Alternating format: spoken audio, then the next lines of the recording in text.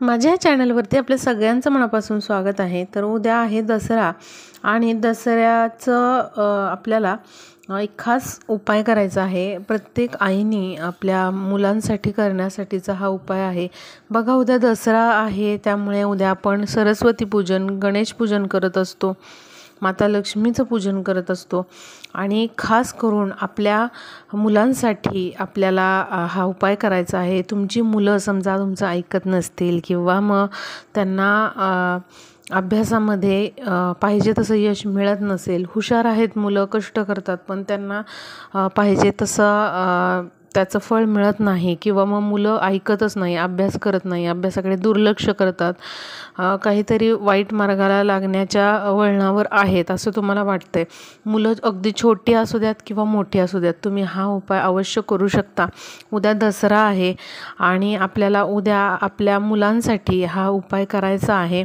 तर मी तुम्हाला सांगते की काय उपाय करायचा आहे। त्यापूर्वी काही वस्तू आहेत बघा, जर त्या उद्याच्या दिवशी आपण दसऱ्याच्या दिवशी जर आणल्या तर आपल्या मुलांच्या आयुष्यामध्ये खरंच चांगला फरक पडतो। त्यामुळे अवश्य उद्या या काही वस्तू तुम्ही घरी आणल्या पाहिजेत किंवा जमतील तेवढ्या तरी आणू शकता। पहिली गोष्ट म्हणजे सरस्वती देवीचा फोटो। अवश्य तुमच्या घरामध्ये जर सरस्वती देवीचा फोटो नसेल तर नक्की तुम्ही उद्याच्या दिवशी आणा। सरस्वती मातेच्या फोटोचा पूजन करा, कारण दसऱ्याचं पूजन हे केलं जातं। फुलं, आपट्याची पानं ही व्हायची असतात आणि हा जो फोटो आहे तो तुम्ही तुमच्या मुलांच्या रूममध्ये लावू शकता आणि रोज तुम्ही धूपदीप या फोटोला दाखवायचा आहे। हा फोटो आणल्याने देखील मुलांच्या अभ्यासामध्ये खूप चांगला फरक पडतो।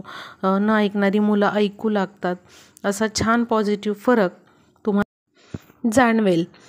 त्याचबरोबर दुसरी जी वस्तू आहे ती म्हणजे वीणा जी असते, वीणा, सरस्वती देवीच्या हातामध्ये तुम्ही वीणा बघू शकताय। तर वीणा हे प्रगतीचं प्रतीक आहे, विद्येचं प्रतीक आहे। त्यामुळे आपल्याला काय करायचं आहे, वीणेचं चित्र तुम्हाला आणायचं आहे। पेंटिंग तुम्ही घेऊ शकता किंवा तुम्ही स्वतः काढून देखील असं वीणेचं चित्र तुमच्या मुलांच्या रूममध्ये लावू शकता। वीणेचं चित्र घरामध्ये असणं देखील खूप शुभ आणि मंगलकारक समजलं जातं आणि आपल्या मुलांच्या प्रगतीसाठी ते अत्यंत शुभ मानलं जातं। जर तुम्हाला अशी छोटीशी वीणा मिळाली तर तुम्ही अवश्य ती घेण्याचा प्रयत्न करा। नसेल तर तुम्ही उद्या या वीणेचे असं चित्र जे आहे ते प्रिंट काढून देखील तुम्ही ते चिकटवू शकता। त्याचबरोबर उद्या तुम्हाला काय करायचं आहे, तांब्याच्या भांड्यामध्ये थोडंसं पाणी घ्यायचं आहे किंवा मग स्टीलच्या भांड्यामध्ये तुम्ही घेतलं तरी चालेल। त्यामध्ये थोडासा गुळाचा खडा मिक्स करायचा आहे, त्यावरती तुमचा उजवा हात ठेवायचा आहे आणि तुम्हाला गणेश स्तोत्र हे 11 वेळा म्हणायचं आहे आणि त्यानंतर हे जे तीर्थ तयार झालेलं आहे ते तुम्हाला तुमच्या मुलांना द्यायचं आहे आणि तुमच्या घरामध्ये तुम्ही जेवढे सदस्य आहेत तेवढे पिऊ शकतात। फक्त घराच्या बाहेरच्यांना हे तीर्थ देऊ नका। अतिशय छान असा रिझल्ट याचा आहे। आता हा उपाय मुलांची आई करू शकते किंवा मग मुलांचे वडील देखील करू शकतात, पण अवश्य असं तीर्थ बनवून उद्या दसऱ्याच्या दिवशी मुलांना तुम्हाला प्यायला द्यायचं आहे। जर तुम्हाला मासिक धर्म असेल तर तुम्ही हा स्वतः उपाय करू नका, तर वडिलांनी हा उपाय केला मुलांसाठी तरीही चालेल। आता आपण बघूया पुढचा जो उपाय आहे तो आपल्याला उद्या करायचा आहे। अतिशय छान असा उपाय आहे। मुलं जर तुमची अभ्यासात मागे असतील तर अवश्य त्यांची सुधारणा झालेली तुम्हाला दिसेल किंवा मुलांविषयीचे काहीही तक्रारी असतील त्या तुम्हाला कमी होताना दिसतील। तर बघूया आपण हा उपाय काय आहे। यासाठी तुम्हाला काय करायचं आहे, ग्लासामध्ये पाणी घ्यायचं आहे। ग्लास म्हणजे तुम्ही काचेचा वापरू शकता, तांब्याचा वापरू शकता, स्टीलचा वापरू शकता, कोणताही वापरू शकता। तर भरून तुम्हाला पाणी घ्यायचं आहे आणि त्यावरती तुम्हाला त्या पाण्यावरती म्हणजे ग्लासवरती तुम्हाला तुमचा उजवा हात ठेवायचा आहे आणि तुम्हाला असं फील करायचं आहे की तुमच्या मुलाच्या बाबतीतली जी काही समस्या असेल, समजा तुमचा मुलगा व्यवस्थित अभ्यास करत नाही आहे, तर तुम्हाला तो उजवा हात त्या ग्लासवर ठेवून असं फील करायचं आहे की तुमचा मुलगा खूप अभ्यास करू लागलेला आहे, मुलगा किंवा मुलगी खूप अभ्यास करत आहे, तो छान मार्क मिळवत आहे, किंवा मग अजून दुसरं काही समस्या असेल तर ती तुम्हाला बोलायची आहे. आणि म्हणजे असं फील करायचं आहे की बाबा खूप चांगलं आता आपलं मूल हे काम करतं आहे आणि खूप चांगलं होत आहे त्याचं, असं तुम्हाला एक पॉझिटिव्हिटी उतरवायची आहे त्या पाण्यामध्ये.